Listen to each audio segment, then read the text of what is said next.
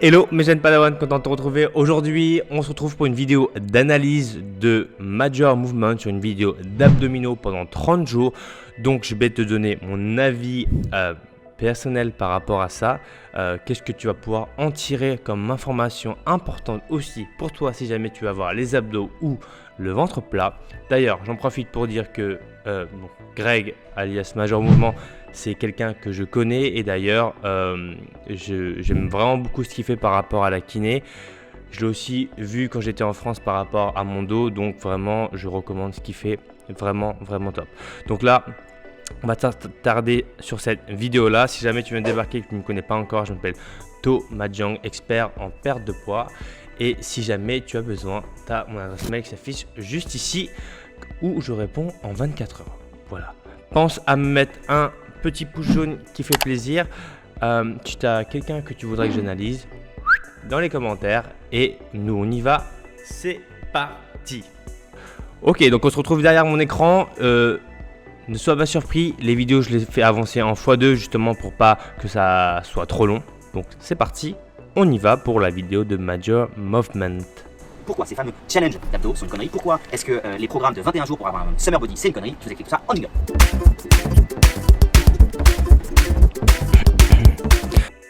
Je suis kinésithérapeute et je prône l'activité physique pour les gens, pour leur santé. Maintenant, je trouve que parfois sur les réseaux sociaux et dans la presse, on en fait beaucoup trop et on finit par vouloir un peu mentir aux gens. Alors proposer toujours plus de solutions miracles, toujours des résultats plus bluffants, parfois on fait miroiter les espoirs à certaines personnes en leur donnant des mauvais moyens. Vous savez quoi, moi je vais faire 30 jours d'abdos et je vais vous montrer qu'en 30 jours d'abdos, je vais pas avoir de résultats. Et pourtant je suis entraîné, pourtant ceci. Donc on va venir décortiquer point par point exactement ce qui se passe. Je suis pas un pro du fit, je suis pas un pro du sport, par contre je suis un pro de la biomécanique humaine et je sais exactement ce qui se passe et j'ai les connaissances scientifiques pour pouvoir apporter un peu de bon sens là-dedans. J'ai regardé un peu ce que font les programmes, il y a de tout, il y a du très bon et du moins bon. La première erreur qu'on peut voir, c'est sur la durée. Le programme qui vous propose en 21 jours des résultats miracles sans changer votre diète, vous pouvez oublier. Ce qui est vrai. Hein. En réalité, le vrai problème, je pense que c'est même pas une question de programme. Je pense que le vrai problème qu'on rencontre en tant que coach, par exemple moi, qui crée des programmes, insertion cardio, Booty Express, des e-books, etc. Le vrai problème qu'on rencontre, c'est que tu as un produit, tu as une demande. Et du coup, tu dois vendre un produit qui, entre guillemets, s'adapte à la demande. Donc, si tu fais un programme, donc je prends l'exemple de mon programme Mincirtion Cardio. Si je dis Mincirtion Cardio en 365 jours, personne n'est intéressé. Donc, finalement, c'est les personnes qui achètent qui font que les coachs, on est obligé, entre guillemets, de s'aligner sur des choses parfois les plus rapides possibles. Hein. Des transformations en 2 mois, 3 mois. Alors oui, on peut avoir des sacrées transformations, mais ça reste des durées assez courtes. Mais néanmoins, ce qu'il faut retenir, c'est que si les gens achetaient des programmes de 6 mois, 1 an, 2 ans, 3 ans, on vendrait des programmes de 6 mois, 1 an, 2 ans. Et donc c'est ça en fait, la plus grosse problématique en tant que coach que moi j'ai par exemple, c'est de me dire ok, est-ce que je fais un programme où j'essaie de raccourcir au plus, ou je fais vraiment un programme lifetime, donc sur 1 an, et là je suis sûr qu'ils vont avoir des résultats. Il y a un problème dans le temps. Pour avoir une vraie adaptation tissulaire, au niveau de vos muscles, ils ont besoin de temps. Ce que j'explique toujours aux gens, c'est que prenez un bébé. Un bébé, il passe 9 mois dans le ventre de sa mère. S'il sort au bout de 3 mois, s'il sort au bout de 6 mois, c'est malheureusement, c'est assez triste à dire, mais c'est un problème. C'est pareil pour toute la nature. La nature est bien faite, elle a besoin de temps. Donc je dis pas qu'il vous faut 9 mois pour changer votre corps, mais le minimum de changement tissulaire pour les cellules musculaires et tendineuses, c'est 6 semaines. Maintenant, sur quoi est-ce qu'on peut baser un programme qui va être plutôt tel que au minimum du minimum 45 jours, avec au minimum 3 séances par semaine. Et sur ces séances qui vont durer au minimum 20 minutes. Ça, c'est le minimum. 45 jours. Ok, là, clairement, il a raison hein, par rapport au nombre de séances. 3 à 4 fois, voilà, c'est largement suffisant pour un débutant, voire un intermédiaire. Expert, on augmentera un peu plus. Par rapport à la durée, oui, 45 jours. Maintenant, voilà, on peut avoir des résultats très rapides en 21 jours. Moi, j'ai fait un challenge Master Express en 21 jours. Alors, les résultats sont assez simples. Je promets perdre 5 kilos. Alors, 5 kilos, ça paraît pas fou, mais si tu fais 5 kilos, si tu perds 5 kilos en 1 mois pendant 10 mois, ça fait 50 kilos. Donc, ce qui est énorme.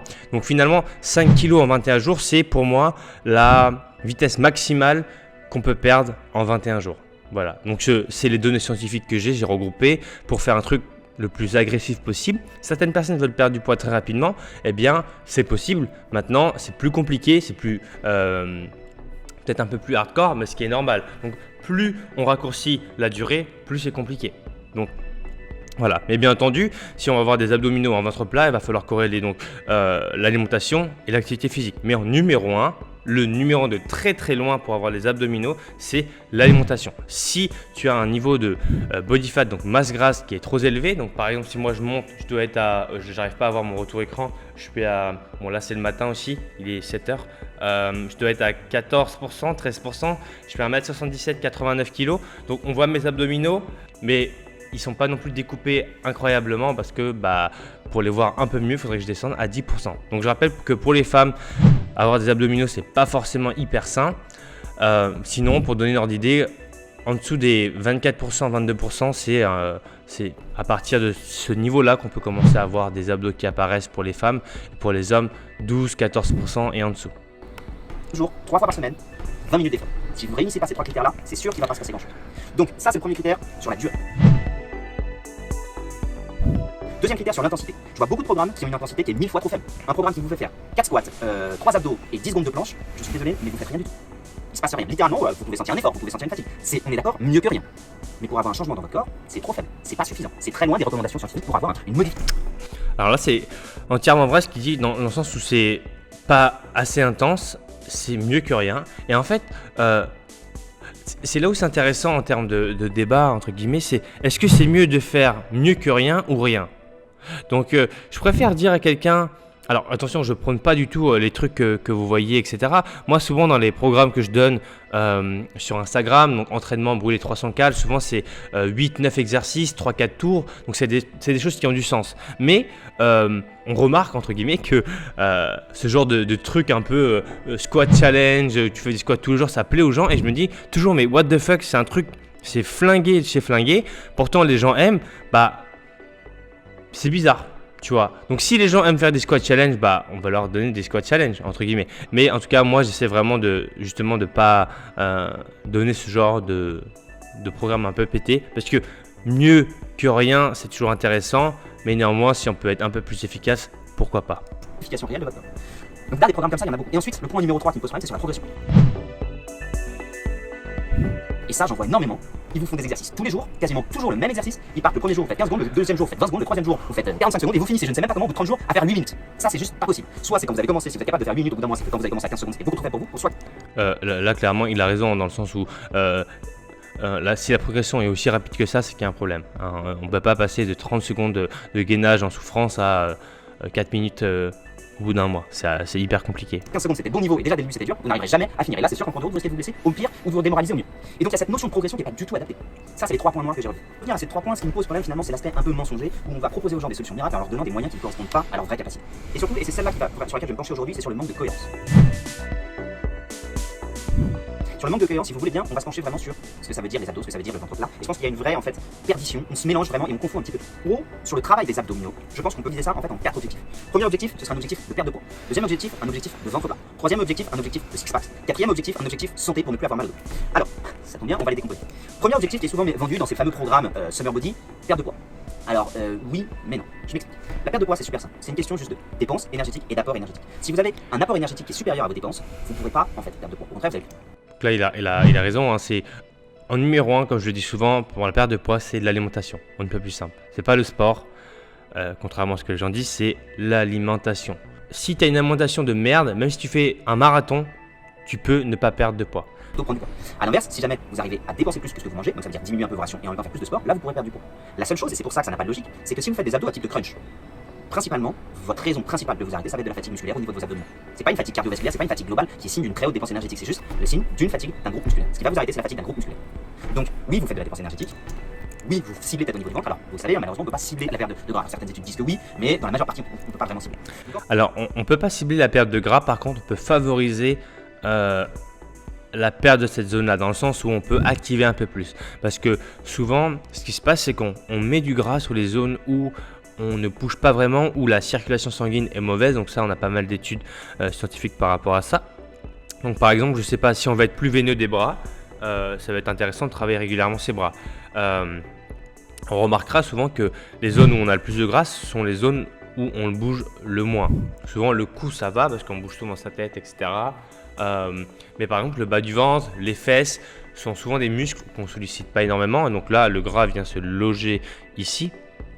Donc ça peut être toujours intéressant, voilà, d'être capable finalement de avoir la muscle connection, comme on dit en anglais. C'est en gros la capacité à sentir ses muscles qui, entre guillemets, les muscles, c'est assez simple. C'est que quand tu t'entraînes, tu fais un mouvement, et bien en fait, tes muscles viennent se gorger de sang. Et en fait, ce phénomène-là, donc que le sang arrive dans tes muscles, etc., qui pompe, eh bien en fait, ça permet vraiment d'éviter de trop stocker dans ces zones-là. Donc, c'est une petite aide. Encore une fois, je ne dis pas que vous allez perdre uniquement du bas du ventre, mais en tout cas, ça peut être une aide. Et puis, c'est toujours plaisant de sentir la zone où on travaille. Donc, ça aussi, l'aspect plaisir, l'aspect psychologique est intéressant. De fait on veut travailler ses bras, on sent ses bras, c'est plaisant. Si on veut travailler son bas du ventre, c'est plaisant de sentir son bas du ventre. Donc, ça aussi, c'est un aspect à prendre en compte. En faisant ça, vous allez plutôt, oui, vous fatiguer au niveau des abdos, oui, sentir que ça brûle au niveau des abdos, oui, plus pouvoir bouger, avoir du mal à vous relever pendant un temps. Et concrètement, en fait, pendant ce temps-là, vous auriez mieux fait de continuer à faire d'autres mouvements, plus de temps, de avoir plus de dépenses énergétiques, plutôt que de cramer un seul muscle et de plus pouvoir bouger après. Donc, pour perdre du poids, le travail simple des abdominaux n'est pas l'optimal, visez plutôt des exercices dits polyarticulaires. Maintenant, le ventre plat. Alors, pour le ventre plat, oui, mais non. Les abdos, oui, mais pas vraiment sur les grands droits. Les grands droits ont principalement pour rôle de faire de la flexion de rachis et de la stabilisation du bassin. Donc, si vous engagez à fond vos grands droits, vous allez voir plutôt au contraire votre ventre qui va avoir tendance à ressortir, pas à rentrer. Et à la limite, si on devait plutôt imaginer une action gainante des abdos, ce serait plutôt sur les obliques et surtout le transverse. Comme vous pouvez voir sur cette vidéo, quand on engage à fond le transverse, on a le ventre qui se gaine. De par les insertions musculaires du transverse, c'est assez simple. Donc il vaut mieux quand même, si vous voulez avoir une action gainante, privilégier le transverse, apprendre à engager le transverse quand vous faites. Et là on en revient à la première chose, du squat, du gainage dynamique, des mouvements polyarticulaires. On va juste revenir par rapport au squat de Greg. Du coup, le squat, c'est pas un mouvement qui engage énormément les abdominaux. Il y en a beaucoup plus. Par exemple, on va prendre l'exemple d'un développé militaire. Donc, on fait ça comme ça au-dessus de la tête. Donc, développé militaire pour les épaules engage beaucoup plus les abdos que les squats. Mais voilà, globalement, tout ce qui va être kettlebell, les pompes, tous ces mouvements un peu polyarticulaires où finalement on a besoin de stabilité, en fait, ça va donner pas mal, on va dire, d'efforts par rapport aux abdominaux. Donc finalement, le mieux, ce serait de travailler dans son transverse. Donc finalement, le transverse, on travaille avec tous les exercices d'abdos dynamiques. Donc on va avoir la B-wheel, on va avoir le gainage, on va avoir tous les gainages dynamiques. Enfin, j'essaierai de mettre des vidéos juste ici. Mais voilà. Articulaire, engagé transverse. Vous aurez une double action, encore plus de dépenses énergétiques, encore plus de gainage de la ceinture abdominale, et en plus de ça, une action stabilisatrice du bassin et du dos. Donc vraiment, vous préférez 1000 fois, finalement, pour avoir un ventre plat et une perte de poids, du gainage dynamique, plein de mouvements avec action du transverse, plutôt que du travail de crunch, vous tapez un peu à côté de la cible. Maintenant, et c'est là où on va partir sur un gros thème, sur le six-pack. Principalement, c'est un objectif d'avoir des abdos plutôt type hypertrophique, donc avoir du volume, avoir vraiment des abdos qui ressortent pour but esthétique, on va pas se mentir. Et bien, là, je pense qu'il faudrait sincèrement repenser la manière d'obtenir un six-pack. Je pense que pour ceux qui ont l'habitude de travailler à la salle, ce que je vais vous apprendre, ça va pas être surprenant, mais je vous assure que pour la plupart des gens, quand on leur parle d'avoir un six-pack, la seule chose à laquelle ils pensent, c'est faire du crunch. Alors oui, mais non. Je vais vous montrer une vidéo de moi et vous allez comprendre mon problème. Ça, c'est moi quand je fais des crunchs. Je suis capable de... Alors en réalité, par rapport aux abdos, alors ce qu'il faut retenir, c'est que les gros carrés de chocolat, qu'il y a une grosse partie de génétique aussi qui joue, mais faut voir ça comme un muscle classique, dans le sens où un muscle, pour qu'il grossisse, on dit qu'on l'hypertrophie. D'accord? Donc on va rajouter des charges. Quand on veut faire grossir ses abdominaux, donc notamment les grands droits, eh bien on va faire des exercices où on va augmenter la charge. Mais ce qui va être important finalement, c'est au-delà de la charge, ça va être aussi le degré d'étirement, donc la range of motion, finalement, d'aller chercher des mouvements hyper complets. Le problème, c'est quand on fait par exemple un crunch au sol, on est limité par le sol, d'accord? Donc on ne peut pas aller plus bas que le sol. À l'inverse, si on prend un Swiss ball, eh bien on va pouvoir aller chercher un étirement maximum pour une contraction maximum aussi. Donc le plus intéressant quand on va chercher des exercices pour les abdominaux ou les ventres plats, c'est d'aller chercher justement des degrés d'étirement les plus grands pour avoir des degrés de contraction encore plus grands. Donc toutes les personnes qui font uniquement des mini-mouvements de comme ça, on ne travaille pas vraiment énormément les abdominaux. Alors que si on vient chercher un mouvement complet sur le côté, en gainage, etc., c'est là on va solliciter beaucoup plus les abdominaux et donc on va pouvoir avoir ce fameux six-pack. Faire 60, 70 et après, je suis trop fatigué. Et donc là, si on va remplacer les abdos par n'importe quel autre muscle, c'est un peu comme si vous disiez, voilà, je vais travailler mes biceps. Allez, on va mettre un petit peu de charge parce que là, sinon je suis capable d'en faire 300. Là, je travaille mes biceps. C'est peut-être pas l'optimal en fait pour faire gonfler mon biceps. Pour faire travailler du volume, pour avoir du six-pack, il vaut mieux travailler sur des séries plus courtes avec beaucoup plus de poids, plus de résistance. Donc plutôt que de travailler à vide, il vaut mieux faire des abdominaux à type de crunch avec de la charge. et faire moins de répétitions. Alors oui, je suis d'accord, on a pas mal d'études qui montrent qu'on peut faire de l'hypertrophie sur les séries longues. Parce qu'à ce moment-là, vous savez déjà à peu près faire un programme sportif. Moi, je m'adresse à des gens qui savent pas faire de programme sportif. Donc, mieux vaut privilégier un peu plus de résistance sur des séries un peu plus courtes, jusqu'à l'échec musculaire sur des séries de 12 à 20 reps, c'est pas grave si jamais vous faites un peu plus, un peu moins, et avec un temps de repos entre chaque. Du coup, ce qui compte, c'est le volume d'entraînement. Vous ferez plus de reps qui sont plus proches de l'échec musculaire et de cette volonté d'hypertrophie avec du travail de résistance. Ça, c'est le premier point. Maintenant, l'autre souci que j'ai eu, c'est sur le rôle propre des abdominaux. Vraiment, moi, ce qui m'intéressait là-dedans, c'est d'aller jusqu'au bout de la démarche, c'est de se dire, ok, ce que je veux, si je veux faire vraiment du travail des grands droits, c'est du travail quasiment analytique. Et là, je me suis heurté à 3 gros problèmes. Le premier, c'est la morphologie, et ma deuxième, ce sont mes habitudes musculaires. Ma morphologie, comme vous pouvez le voir sur ces vidéos, je n'ai quasiment aucune flexion lombaire. En fait, j'ai beaucoup de flexion thoracique, et j'ai beaucoup de flexion de hanche, et très peu de flexion lombaire. Donc j'ai eu énormément de mal en fait quand je devais faire seulement des mouvements. La flexion de bassin, tout simplement parce que j'ai pas suffisamment d'amplitude. Du coup, il y a plein d'exercices que je devais faire à la maison que je n'ai pas réussi à faire, ou du coup, je ne sentais pas l'épuisement au niveau des abdos, mais partout ailleurs, et donc, j'étais pas vraiment analytique. Pour m'inspirer. On notera la super tenue de Greg sur l'exo. Les meilleurs exercices d'abdominaux, je me suis inspiré carrément de la vidéo de Jeff Nippard que je mets juste là, qui est une excellente vidéo. Ils ont fait des analyses sous EMG pour savoir quels étaient les meilleurs mouvements pour engager les abdominaux. Et ça, je voulais le faire chez moi. Et il s'avère qu'en fait, en essayant de faire ce qu'il demandait, il y a très peu de mouvements où je sentais mes abdominaux. Ce que je sentais le mieux finalement sur des séries plutôt courtes, c'est le crunch. Alors là, avec kettlebell de 24 kg, ça je le sentais bien. Le lying leg raises, super pour les abdos inférieurs. J'aimais bien celui-là, le pilate qui était facile à faire. Vous voyez, j'ai que 10 kg, mais j'arrive à le faire avec un peu plus lourd. On peut le faire avec plein d'objets, notamment avec des enfants. Celui-là qui est très désagréable, pareil. Donc là, le vrai problème, entre guillemets, c'est vraiment là, le fait d'être ici, on n'étire pas vraiment les abdominaux à fond, donc ça fait des mouvements assez courts. Donc là, de rajouter un Bosu ou un Swiss Ball, ça permet vraiment de travailler beaucoup plus les abdominaux en diminuant la charge, mais en augmentant la difficulté et surtout en respectant la courbure naturelle du dos. Kettlebell de 24 kg. Le ab wheel sur lequel je me suis pas mal entraîné, qui en fin d'amplitude, vous allez voir, j'ai le dos qui se creuse et qui me fait un peu mal. Je vous ai mis ensuite toutes les compiles que j'ai pu faire sur Instagram parce que c'est vrai que j'ai beaucoup partagé. Là, on peut voir une progression un peu d'abdos qui évidemment sur la fin finit par partir en cacahuète sur un triangle en JJB. Après, j'ai fait un petit tuto ab wheel justement avec cette notion de rétroversion de bassin, de garder toujours le bassin rétroversé, ne pas venir chercher dans le psoas. Je vous ai mis mes fails aussi parce qu'au début, je vous cache pas que ça a été difficile. Où là, justement, on voit que j'ai que les hanches qui bossent. J'ai essayé cet exercice à la maison qui ne marchait absolument pas. Déjà, je l'ai fait debout. Un exercice que j'avais fait au cabinet sur plateau instable et celui-là que j'avais essayé faire évidemment avec l'élastique qui me revenait dans la gueule. J'ai partagé tout ça avec vous. 4 fois par semaine sur ma semaine 1, sur ma semaine 2. Ensuite, il y a eu le confinement qui a été très dur sur ma motivation, j'ai réussi à m'entraîner que 2 fois. Et sur ma semaine 4, j'ai réussi à m'entraîner 4 fois. Et voilà le résultat. Je n'ai pas changé ma diète, j'ai même mangé plus à cause du confinement et on peut le voir que j'ai même perdu du six-pack. Et là, on se dit putain, mais en fait, tout le temps que j'ai passé, on va combiner, donc j'ai fait 16 entraînements. Alors, dans ce qu'il vient de dire et ce qu'il vient de faire, j'ai oublié de le mentionner, hein, mais en fait, il faut savoir qu'il y a un vrai biais psychologique par rapport à une expérience comme ça où on essaie de montrer que ça marche pas, donc forcément on va essayer de montrer que ça marche pas, ce qui est normal, hein. C'est comme dire à quelqu'un, tu sais que t'es con, je vais te montrer pourquoi t'es con. Donc on est obligé de trouver tous les arguments pour montrer qu'il est con, hein. Eh bien, en fait, sur une expérience comme ça où on essaie de prouver que les abdominaux ça ne marche pas, ben, on va tout faire pour prouver que ça ne marche pas. Et donc là, bon, il y a un biais, je pense qu'il le sait très bien, hein, Greg. Mais par exemple, si moi je faisais cette vidéo à l'inverse pour montrer que les abdominaux en 30 jours, je pourrais avoir des abdominaux hyper découpés, je pense que je pourrais sortir des bons résultats aussi. Donc, encore une fois, voilà, remettre dans le contexte, il faut faire attention à ce genre de biais cognitif où on annonce quelque chose. Donc forcément, quand on a annoncé quelque chose, on va essayer vraiment de rester sur ses positions. De 20 à 30 minutes, je vais faire le calcul, c'est 480 minutes, soit 8 heures. J'ai passé 8 heures à faire des abdos pendant un mois pour avoir moins de résultats que ce que j'espérais. En plus de ça, quand je l'ai fait, j'ai pris zéro plaisir parce que normalement, quand je fais du sport, j'aime bien me vider la tête, j'aime bien me défoncer un petit peu et avoir ce bon shoot d'endorphine. Là, le fait de pas toujours ressentir les abdos parce que je le veuille ou non, j'avais énormément tendance à compenser avec mes points forts, donc mes épaules et mes hanches, et à pas toujours sentir au niveau des abdos. Il y avait des fois sur certaines séries, j'étais capable d'en envoyer 50 parce que sans faire exprès, j'envoyais toutes les compensations possibles. En plus de ça, c'est pas agréable, vraiment faire des abdos c'est pas agréable et puis c'est super lassant parce qu'en fait t'as pas de variété d'exercices, tu fais toujours les mêmes exercices et puis au final je savais en plus de ça que ça avait pas très bien marché. Donc je me suis cogné pendant 8 heures d'exercices qui est chiant à faire avec un résultat qui est même franchement négatif. Je peux comprendre en fait que pour les gens qui ne soient pas habitués à faire du sport, ça va être donc heureusement moi je sais que ok, il y a eu plusieurs biais dans mon étude, on est tout à fait d'accord. Bah, déjà la présence du confinement ça change tout. Ensuite de ça, aussi, sur mon alimentation, j'ai mangé plus alors que normalement je vais maintenir mon alimentation égale. Mais je sais pas vous, mais moi j'ai vite tendance à tourner à la maison et quand je tourne en rond. Bon, donc là, et clairement il a dit, hein, bon, pour les abdos, s'il aurait voulu avoir plus de résultats, déficit calorique. De base, Greg, il n'est pas non plus en surpoids, mais bon, descendre ses apports, ça peut aider justement à faire ressortir les abdos. À la maison, j'ai vite tendance à bouffer. Le fait que j'étais pas ultra motivé parce que je savais que le résultat allait pas être positif, c'est pas quelque chose qui est entraînant pour la suite. Il y a quand même quelques côtés positifs. En termes de sensation, j'avoue que je sens mon ventre plus engagé. Ça c'est cool. En termes esthétiques, je trouve que sous certains angles et sur certaines lumières, on voit un peu mieux mes abdos qu'avant. En termes de curiosité intellectuelle, maintenant franchement, j'en suis convaincu, faire des abdos à type de crunch n'a pas d'intérêt majeur. Je ferai sûrement une autre vidéo qui mériterait vraiment de se pencher là-dessus. Dans quel cas ça peut être pertinent de faire des abdos et je pense que du coup, on va vraiment soulever le débat entre fonctionnel et analytique, qui clairement mériterait toute une autre vidéo. Donc franchement, qu'est-ce qu'il faut faire? Privilégier des programmes qui vont être plutôt polyarticulaires pour de la perte de poids, privilégier des programmes avec des exercices variés pour le fun et pour la motivation, privilégier des programmes adaptés à votre niveau, privilégier des programmes qui sont au minimum sur 45 jours avec 3 fois par semaine et à votre niveau.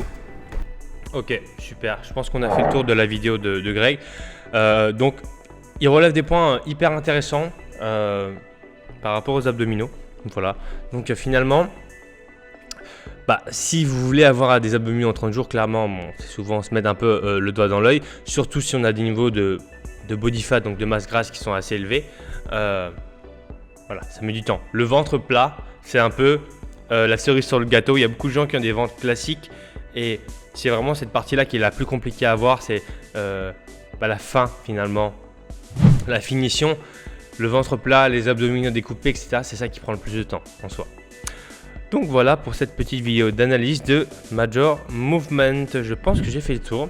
N'hésite pas à me dire dans les commentaires ce que tu as pensé de la vidéo, bien entendu. Tu as mes 2 anciennes vidéos qui vont t'afficher juste ici. Je te laisse me mettre un pouce jaune si tu as apprécié et je te dis à bientôt. D'ici là, porte-toi bien. Ciao, ciao.